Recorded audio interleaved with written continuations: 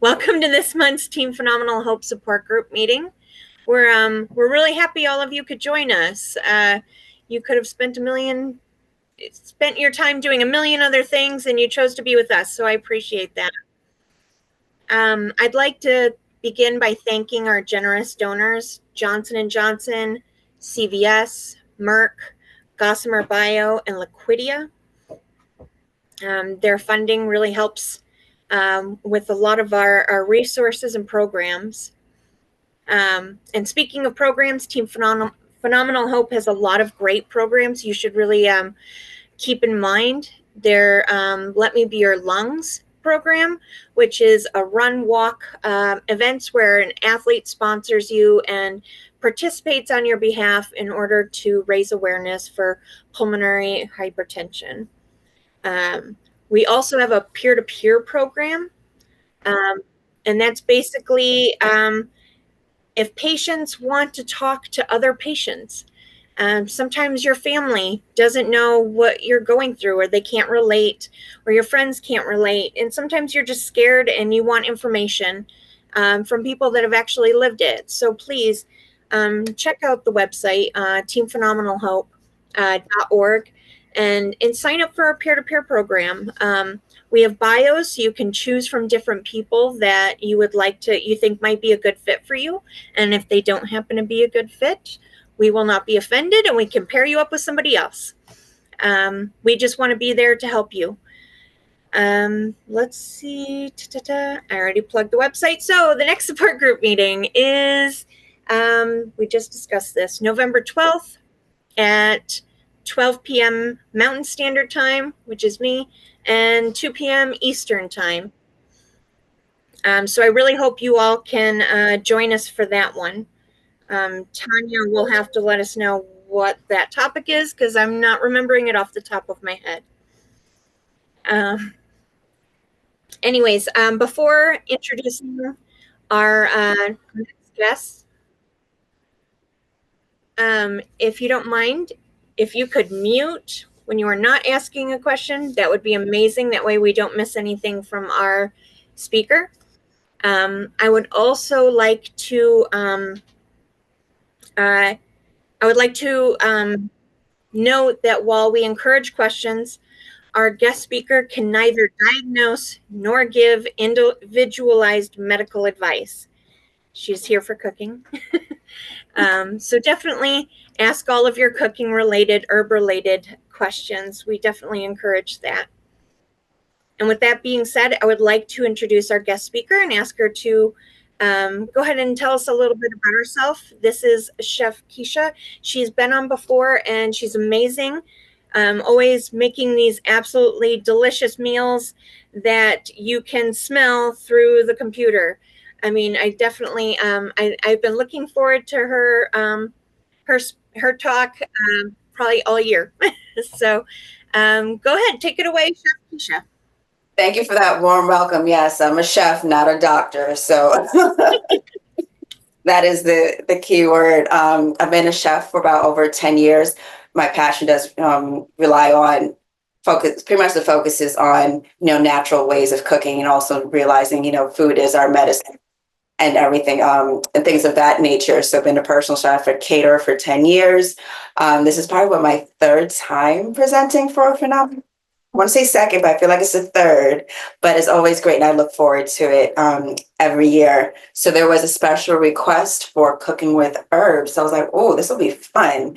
Trying to figure out what ways can we easily incorporate herbs into our everyday, cooking. But I guess, why should we eat more herbs? I mean, you guys requested it, but why did you request this topic? Why should we cook with herbs? Because COVID encouraged us all to make our own herb gardens. I tried that as well. I did a little scallion and lettuce. But right, so herbs do have, besides they also, food is pretty much, like I said, food is medicine. So besides herbs tasting good, they also have medicinal properties, as well. From mint to parsley and dill, they all do something different. So either helping with circulation or heart health. and they also add tons of flavor because I know we're not supposed to eat a lot of salt. So herbs and lemon and things of that nature are, natural ways to boost flavor in our foods. So we have a yummy menu. We're gonna make fish with olive oil herb lemon sauce, and then also basically a tzatziki, style, dip. So you can either use it as a dip or we can use it as a sauce for this, your fish. So who's cooking along with me?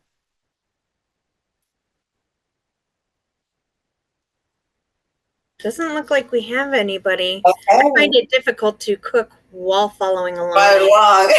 So at least that's a good thing. So at least I know what's so I can kind of go at my own, pace. Because I know sometimes it can be difficult doing something for the first time, watching somebody, as well. But I'll definitely encourage you to make this for dinner or, at another time. But also show you a little trick of how we can have more herbs naturally is add them into our water. I took a piece of mint, put it with a slice of lemon. So now I have a mint lemon water. So all the flavors will start to infuse together.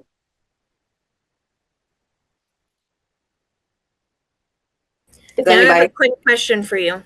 Sure. Can you do this with chicken instead of fish for those who are allergic to fish? Um, yes. It'll take a little bit longer to cook. I would do like a thin slice of chicken. Just the timing of everything will be, different. So it's kind of still that one pot, easy way of, cooking. Traditionally with the fish, it's called salmon and papillote.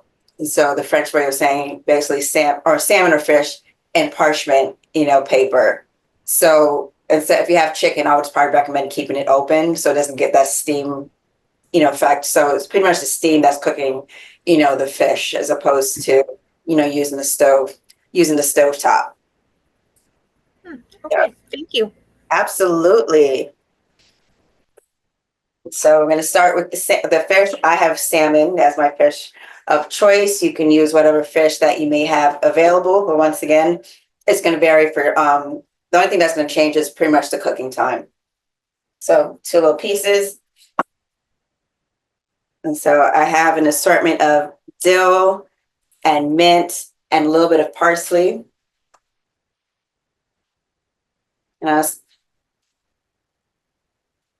So what I'm going to do is just take a few sprigs. I know sometimes you have like a whole bunch of, herbs laying around too, and you probably wonder what to do with it. You can also add a little bit of olive oil, in it, and it will help preserve it, as well. So I know this is like my pretend little garden right here. But during COVID too, I try to, grow some herbs as well, but got to a certain point, it got too hot in my apartment and they kind of died. So my herb garden ventures kind of didn't go too well. So I'll take a little bit of that. Put you over here. And pretty much all the exact measurements are in the recipe, but for the most part, I usually just freestyle it. And then you start to see which herbs you like more and can always add, more or less of which herbs that you know you like. Because some people don't like mint, but there's no hard or fast rule. Just want it to taste good. And at the end of the day, you're eating it. So it's pretty much soft herbs. So I just put them all together. I'm going to roll them into a little bunch. My lovely trusty chef's knife, make sure it's nice and sharp, and just chop it.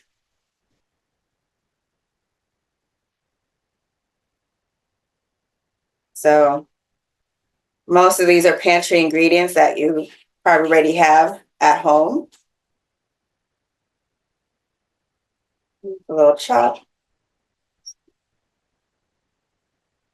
There we go. Because I'm just going to end up sprinkling it on the fish. Okay.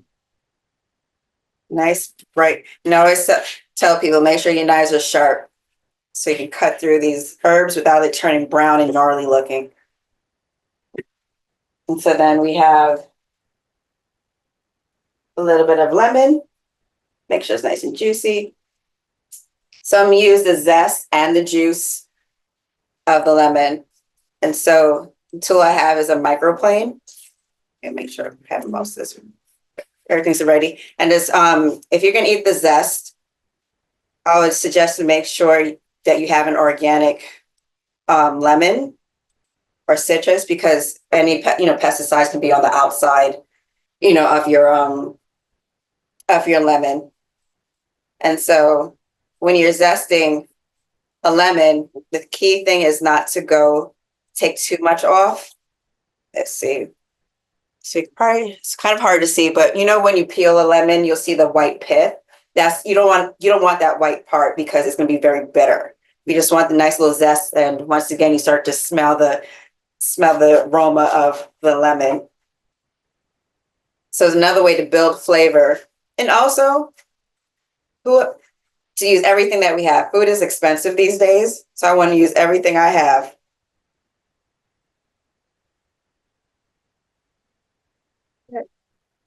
So just a little bit of zest.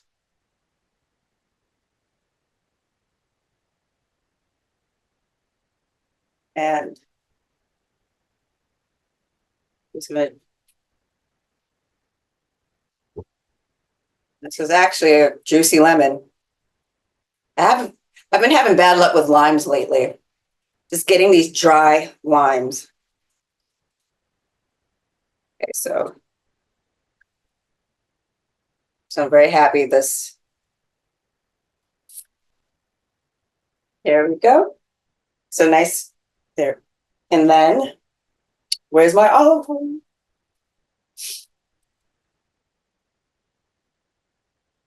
Go. A little bit of olive oil.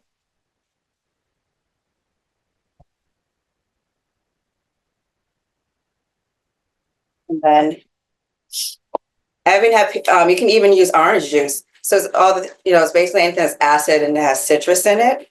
So maybe like then you can call it a citrus herb. So.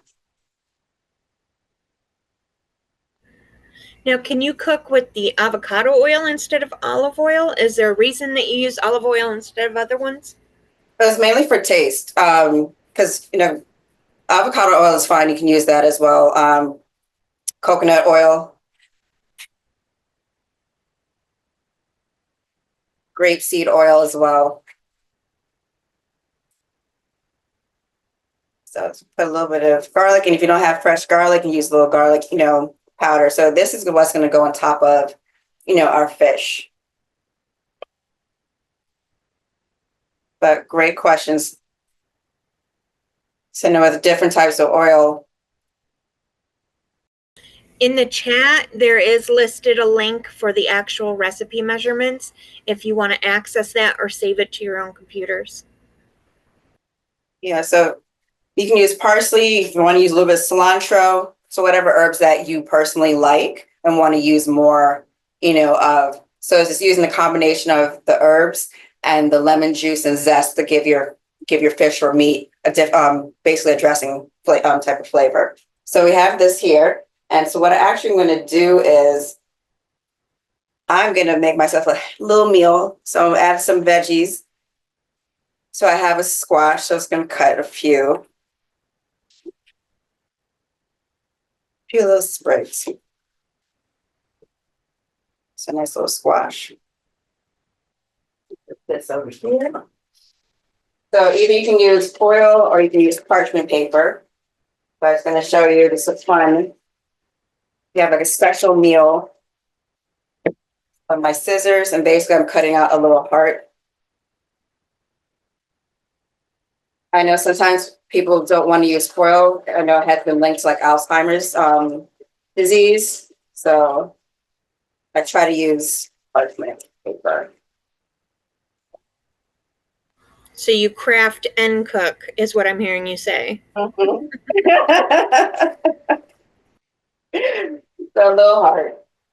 Doesn't have to be perfect, but so we have our fish, our little salmon. Sorry. So you have the piece of parchment, like you said, a little holiday thing. Then you can put your squash on the bottom. And I'm doing like a kitchen cleanup moment. I was like, oh, I already have some chopped up snap peas. So put a little that in there because everything is going to be thrown inside of the oven to cook all together. I wouldn't recommend any, like hard squashes like sweet potatoes unless you cut them really small because the fish will take about 15 minutes or so to cook. So whatever can be in the oven for that long. So you don't want like raw, sweet potatoes or, squashes like that. So you have your salmon. Yes, that's, so put everything here. Once again, and put a little bit on the side. See, so there we go.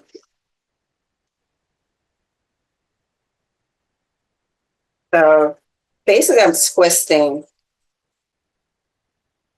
the parchment paper. If you have foil, be, it's be the same thing. So.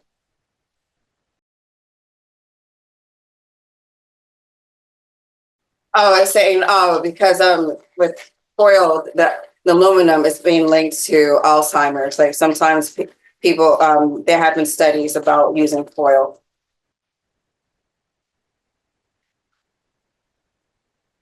So give it a little twist. So the salmon and the veggies are inside, of the parchment paper.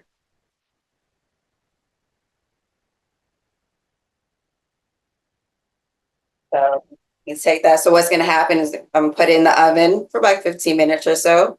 And so the steam and everything, the heat is going to cook everything that's inside, of it. And it won't make an extra mess. Or so I don't have to, saute any veggies on another plate. It's all in this lovely little packet. So if you have like any grains, like maybe rice or quinoa, whatever, left over from, the night before, you can add this, add it into the packet, as well, and it will reheat. See? Please. I can guarantee you that if I did something like that, it would not come out nearly as pretty looking as that. That was the part, right? So we have like a piece of foil. For the most part, you just end up just ripping it.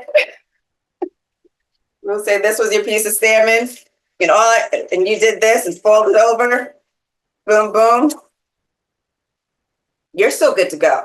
You are still good to go. We'll just be a little bit more forgetful. All right. And so I didn't add any salt, but if you want to add a little sprinkle, feel free to.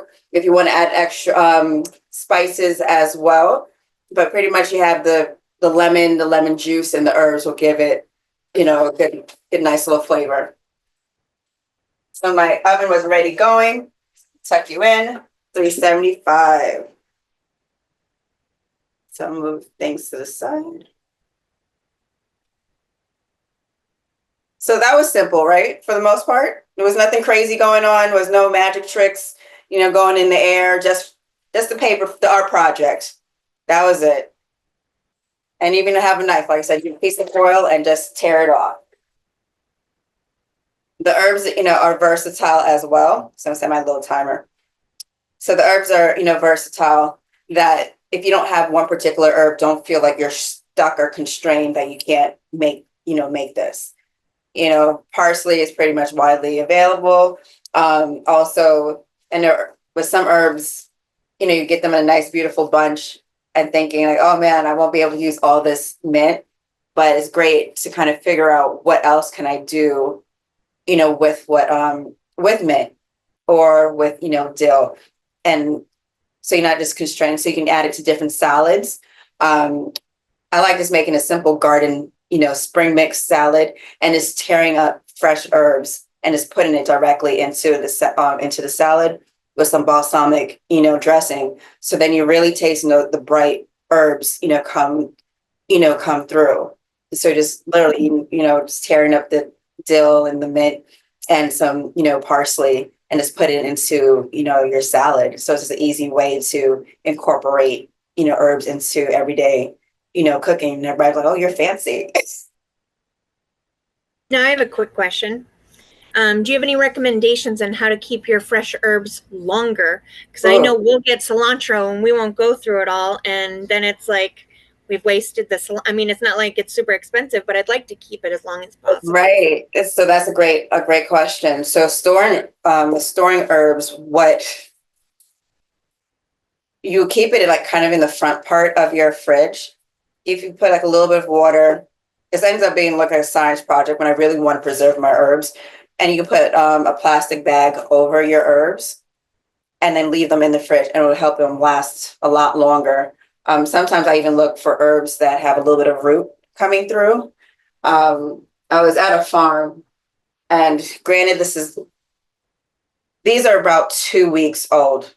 I just let them, unfortunately, go through, have its moment. But the reason why it was able to last for 2 weeks was I put it in a little bit of water and it had roots. Now, if I had put it in some dirt and made my own little farm, as we did, we were talking about earlier, it would grow into a plant. So you can also pull the earth from them and just put them into some water. So yeah, these lasted about 2 weeks. So what I'm going to probably do is um, pick the leaves, put it into my food processor or blender, and add some little bit of olive oil, to it. Then I can use it as a sauce, so it will give it more shelf life. Or you can look into making pestos, which is basically herbs and some nuts in a food processor and a little bit of and some cheese. So another way to kind of just not waste food, because like you said, you buy it, you may use a sprig or two, and then it's like, oh geez, it's like looks sad after the third day. Great tip. And Great so, tip. yeah, or throw it into sauces or soup. So it's kind of just forcing yourself to use it a little bit more than you would normally do, but definitely put it into like a little glass jar, a little bit of water, and a plastic bag. And then also what I had mentioned before in the beginning of during the beginning of class, you can put like a cucumber or a lemon and some herbs. Usually basil and mint taste well. I mean, I don't know about cilantro, probably give a little, funky, taste, I'm starting to like cilantro. So I know a lot of people are like, oh, it has a soapy, aftertaste, but it has its place. I recommend them in jalapeno margaritas personally, but Mm. only for those of age. Well, let me know when I visit Colorado.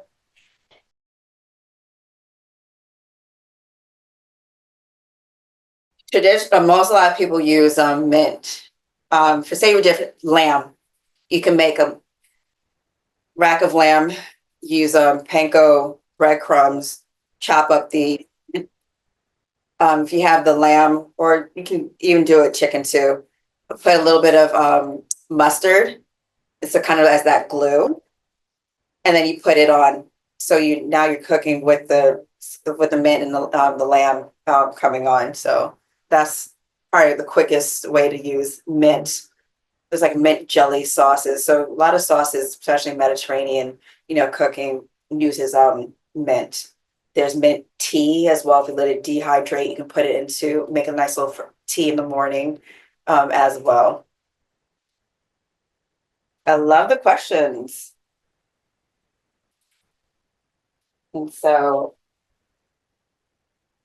the second part, because every dish needs a good sauce or a dip, because who's watching football? I'm not watching football, but yet, we all need like a little snack. And so you have pita chips or whatever types of chips and this lovely dip. So it's still gonna use a mint. So I have my bowl, my little grater. I love this little thing because this goes on top and I can grate. Like I said, it's nothing crazy. And if you don't have a grater, you can finally chop, the cucumber. So use my knife. So I'm not gonna need too much. And I think so I'm gonna chop that and actually add it to my water. So I have a cucumber lemon mint water. it's my little personal spa day moment right now.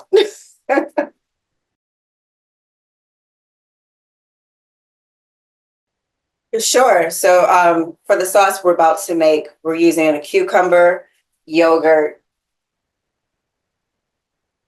sauce. So, and with more lemon. So this all the ingredients that we have.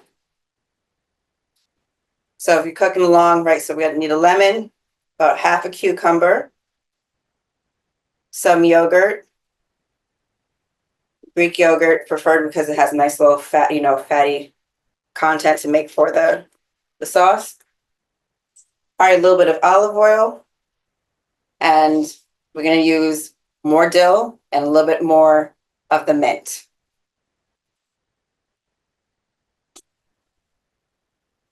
So if you ever heard of a tzatziki sauce, that's what we're aiming for. So I'm just gonna grate and squeeze the water out of the cucumber. But once again, if you don't have a grater, you can finally chop it or put it into your blender. So we're taking the yogurt and just give it a nice little savory, taste. Because usually when you think about yogurt, you might think about breakfast and granola, but it can also double as a great sauce as well.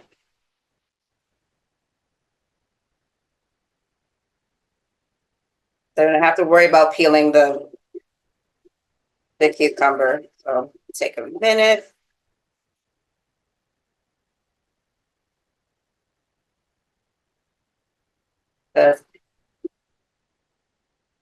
So like simple ingredients that we can use differently. Coming through, almost there. And I'm starting to smell the salmon in the air now. So by the time that I'm done with the sauce, the salmon might be done as well.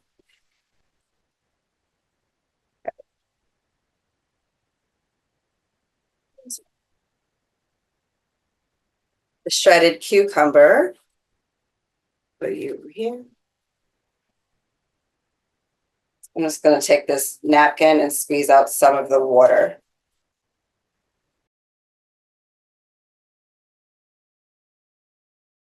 Well, when I want to splurge in life, I'll caught, salmon. So I know that, right, the debate and battles between farm raised and wild. But then I live in the reality of when I just went to buy some salmon. It's almost $20 a pound. So I would just say pick and choose the battles that we want in this world. Like I said, I try to be a realist, and I try to eat farm raised and organic, more veggies when I can. But knowing that sometimes what they're doing, you get to waters and how they're farming things may not always be the best practices. You can also ask if you go to a fish market, how they're raising, the salmon. But we're just talking about, taste, wise. I do like, right, nice little farm, usually farm raised. So you can go, wild, salmon. Yeah, because I find that I think wild caught is a little fishy. And I like less fishy salmon. And so I'm always trying to figure it out. I just really started to cook salmon on my own, and I keep getting fishy one, and I'm like, okay, I need to pick up the right one. Right. All right. Maybe, or like a mahi, because with salmon, it's the oils, the omega-3s it's a fat, it's a fatty fish, and it's the worst word would describe something. It's a fishy fish. Yes. You describe it like when you have it, its texture is like almost similar to like meat. It's firm, it's big, Yes. You don't like fishy fishes. Yeah, fishy fish. Yeah. And I know lemon can help with that. It can help with it, but if it's just not your jam, don't, Yes. I would say don't force it. There's different types of, salmon, things like, but those are actually more fishier than some, salmon, but maybe like flounder, like more of the white fish, which is milder in taste, Yes. be more, speed, and it still will pick up the flavors of the lemon, the herbs, beautifully. And they cook quicker too. So that is Awesome. advocate, for, but I think that's, part of life is figuring out what we like and don't like. And so you realize I don't like fishier fish. Like, so bluefishes and those types of fish are just not going to, I can't invite you over and woo you with, with salmon or, those types of fish, but I'll make you flounder. Yes. And I love mahi mahi. Right. I love mahi, sea bass. We all can do like a little chip in. We'll spoil ourselves, Ryan. I'll bring the chicken. There we go. Right. For the person who, right.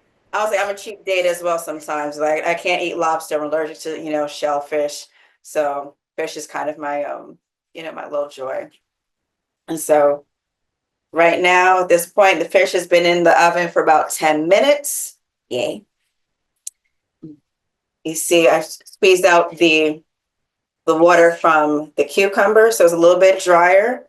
And I just added it to my water. So we're about to have my little, like I said, personal cleanse moment. Have yogurt, which I'm gonna use about less than a cup. But once again, everything is, you have the recipe, but I always say a lot of it is kind of to your taste and to your liking. So I'm mixing it together. So once again, I'm trying to make this yogurt really not taste like yogurt. So giving it a nice little savory touch by adding some lemon.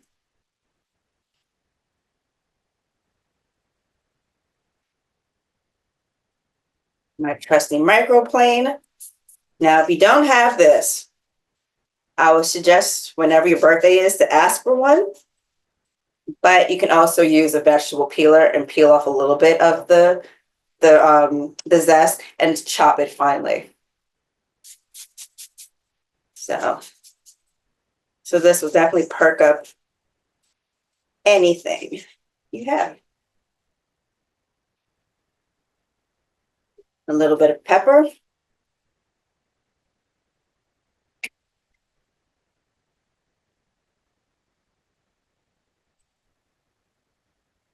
Put some mint.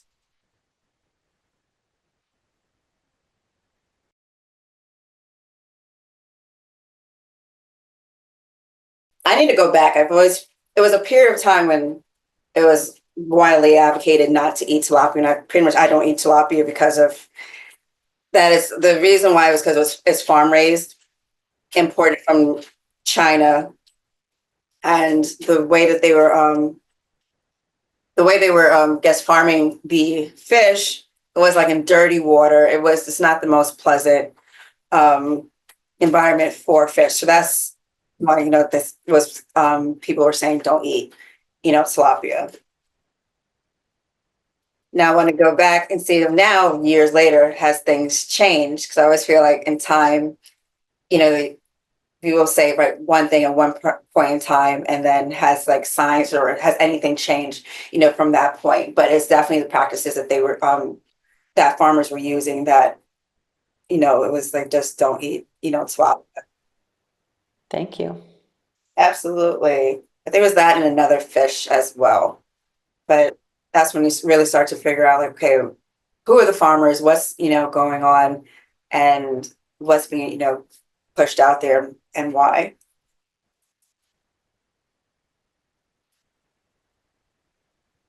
Because even though sometimes we think we're eating healthy or we're doing more harm than, than good, but try to fight a good fight every day. A little bit of dill.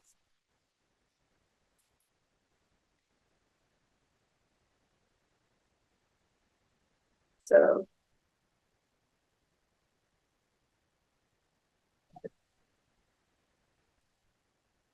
I wish you guys were here. So add a little bit of olive oil. And the olive oil is for taste. Once again, because I'm trying to turn this Greek yogurt into something that's savory, not extra tangy, and sweet. Mm. But yes, I guess also make sure if you're going to buy yogurt, make sure it's not any fruit flavored, yogurt with vanilla or anything in it. I bet it smells good over there. I know, I'm sorry. Let's see. So you can see it's thinner than when I bought it, which is this glug here. So now it's more of a sauce dip. So I can dip some pita bread in there, some, carrots and celery. You can also use it for chicken. If you're a fan of Greek food, like the gyro, there's a good one, gyro. Gyros, pretty much the sauce that they use for the lamb, the lamb that they have in it. So now you have it at home. Yeah, that's how we pronounced it also, hero. Funny when you're growing up, you're like, I've been pronouncing this wrong the whole time and nobody told me. So you can have it like a nice little on a sandwich, too. But it's like like I said, little things that we can just do to add a little flavor into our pantries. So once again, is pretty much the grated cucumber, squeezed out the excess water. You can drink it if need be. The yogurt, dill, and you can add parsley as well to it. Once again, you figure out which herbs you want to use, but definitely challenge people to use mint. I think it's very underrated. And dill. So then we have this nice little sauce here.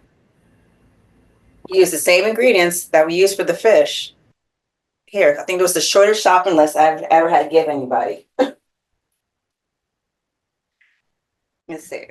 We love doing Mediterranean bowls on like low energy days. Yeah. You can just take like even frozen meatballs or whatever, or dice up chicken. And then we make a homemade baba ganoush because our neighbor grows his own eggplants.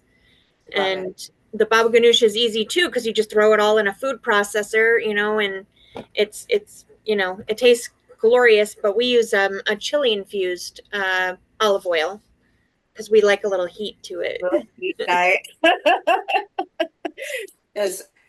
So for those out there, baba ganoush is an eggplant dip, and so pretty much like roasted eggplant, more different types of herbs, parsley. I think there's dill, in it. And like you said, just put it in a food processor. You have a nice little chunky, dip, and your chili infused olive oil.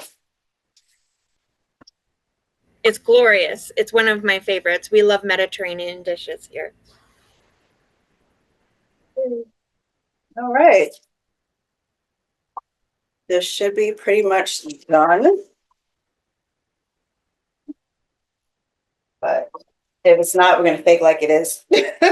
So what will happen is, so here we go with our little packet of fun. I'm going to slightly unwrap it. And depending if you have kids, let them know it's going to be steamed. See the little, whoo, there we go. Oh, yes, it's pretty much cooked. So I can show you this. And you'll keep it in the packet as well, so no extra cleanup. So you can see it was in there for 15 minutes while we were talking.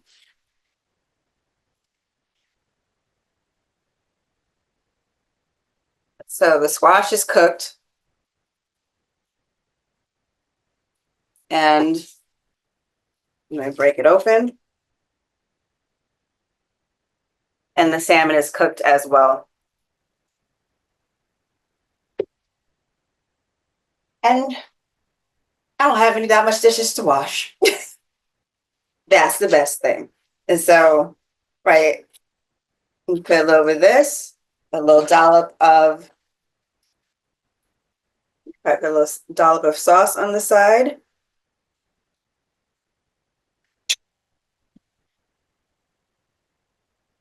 So just have herbs, all over.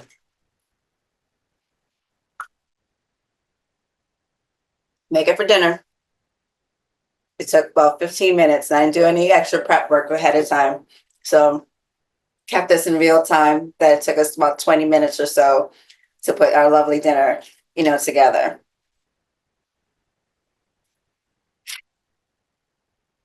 And so, all right, so with the chicken, I'll probably just keep it open so it gets nice and toasted on top. And plus, then you have all the juices from the sauce as well.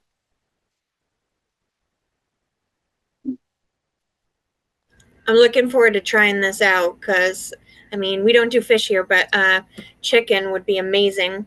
And Yeah. that sauce sounds, and I've never thought to use mint with our Mediterranean dishes, and that sounds like just the nice, like, little twist to it to give it a fresh taste. Yes, indeed. And I also put a bonus recipe, as well, with the recipes as well. So another way just kind of clean up the stuff in the pantry as well. And so it's a Shirazi, salad, which is just tomatoes and the cucumbers and some more mint and kind of just tossing it together with like lime juice. And so it's not something that's nice, fresh, vibrant that you can eat alongside with the salmon as well, or just with, a sandwich.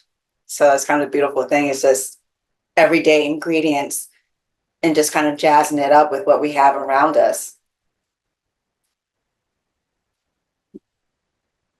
All right, see those hands up. Beautiful. I mean, we're definitely going to have to make Mediterranean this week. And also go great with rice or different types of grains. You can it's like what tabbouleh is another bulgur wheat. So you have that with a lot of an abundance of parsley, as well as a great side dish. So it's just kind of like I said, just don't let these herbs go to waste. No, I definitely appreciate the tips on how to keep the herbs fresh longer, because I think that's one of our biggest, regrets with some of these herbs is that we get these tasty herbs and they just don't last. Right. So then also, I think I had a tea. You can dry out different herbs. You can make tea. Tea if you have like little silver ball tea balls as well, and use them. I love mint tea, especially in the winter. It's perfect. But that was the gist of it for today. Yeah, that's amazing. Thank you. Does anybody have any additional questions?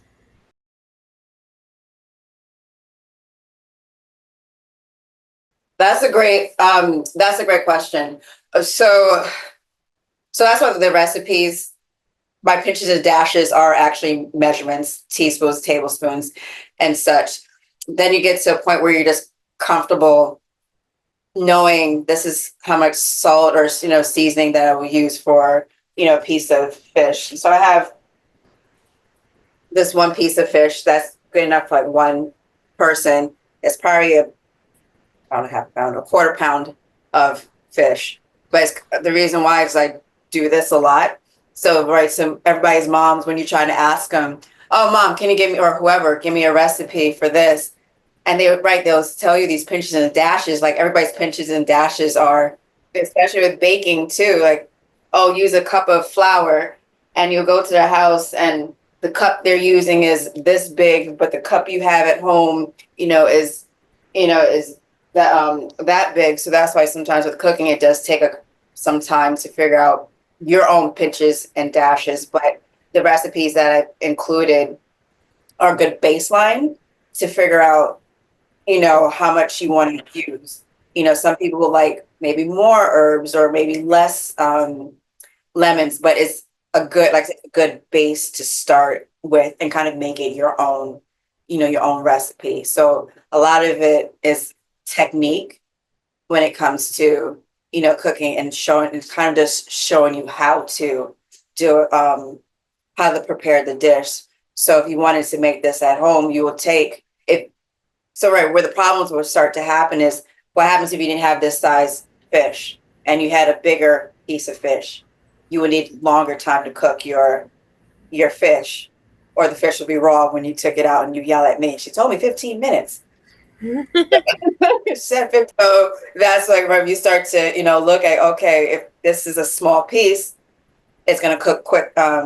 If I want something to cook faster, you cut it up into smaller, pieces. And that's why this dish worked with the squash. I cut it into thin pieces so it will cook faster. Because if I just threw the big piece of squash in the oven, it will take a longer time to cook. So with dishes that you're going to put into like a little packet, you want to make sure it's all a similar size. So if the squash or the zucchini that you make, you can even, if you really want to, is thin slices of potato as well. But you want to make sure it's cut thinly so everything will cook at the same time. So that's. Now, do you have any do you have any suggestions for leftovers? For this dish, it won't be any leftovers, but you can use for the leftovers let's see. So if you had anything left over, the herbs will be the thing that will be left over. For salmon, you can use it you can prep. What you can also do is prep the packets ahead of time as well, and then heat them up later. So depending on when you have energy to cook, you can kind of break this down into different stages. So you may want to just, okay, today I'm just going to chop the herbs.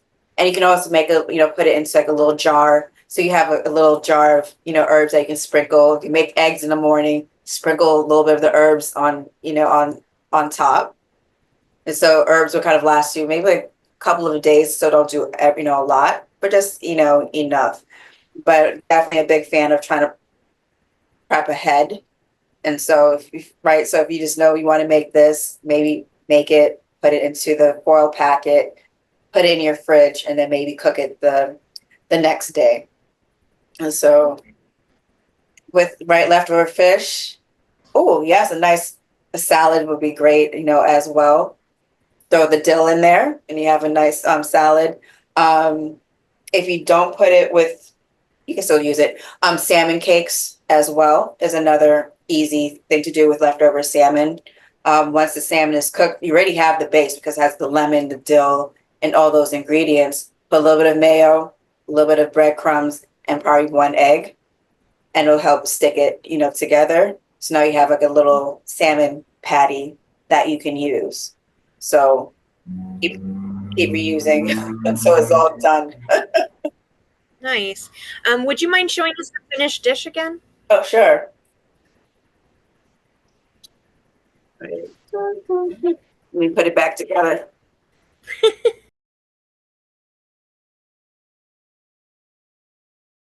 I would cook it, then freeze it, but make sure it's chilled down. And then freeze it. There's like those freezer. I haven't really gotten into like freezing, the vacuum sealers, to make this, because sometimes with the lemon juice,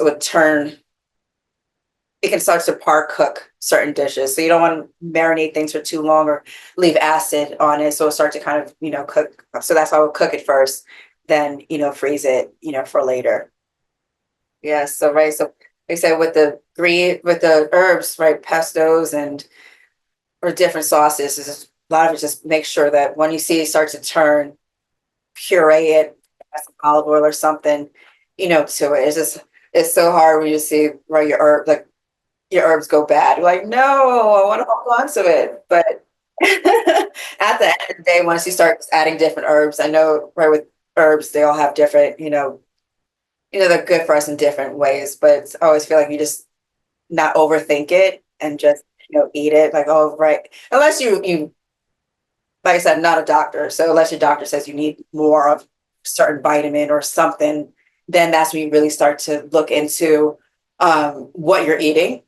I would say more carefully. That's kind of the love of it when you have doctors or physicians that really do, advocate for like different ways of holistic ways of living, really tie, it in. So, right, if you need, better circulation, like, okay, what can we do? Are you looking to use a specific herb or, or receive a certain benefit from what you're eating? then you can lean more into those, types of herbs or, food. So what I'm hearing you say is it's okay for us to play with our food. Yes, absolutely. Just play. Score. I got permission. Right, let's pose it as this is an authentic, XYZ, recipe. Sometimes it's just, this is what I have, this is what I want to use. I'm gonna just go for it. But I usually would tell somebody, right, I took the liberty of changing something up. But with herbs and spices, it can open up such a new world when it comes to food. So I would say to start with things that you are already accustomed to using, and maybe make a little tweak, to it. Because maybe you might want to add, cilantro instead of parsley to, a certain dish, or maybe add dill, to this instead of, so it's kind of just seeing what's out there, just kind of being a little bit more adventurous.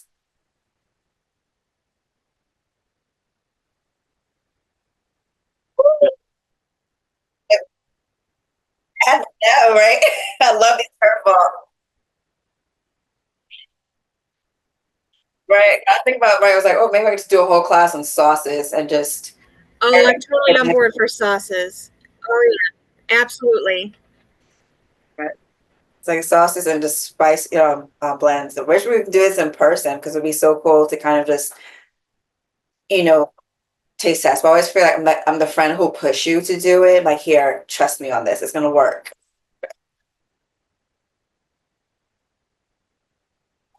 Absolutely. Oh, desserts too. Oh yeah, I love desserts. So we can want to make that yogurt on the side. The yogurt on the top too. There we go. All right. I'll take a picture of it and send it to you so you can send it to me.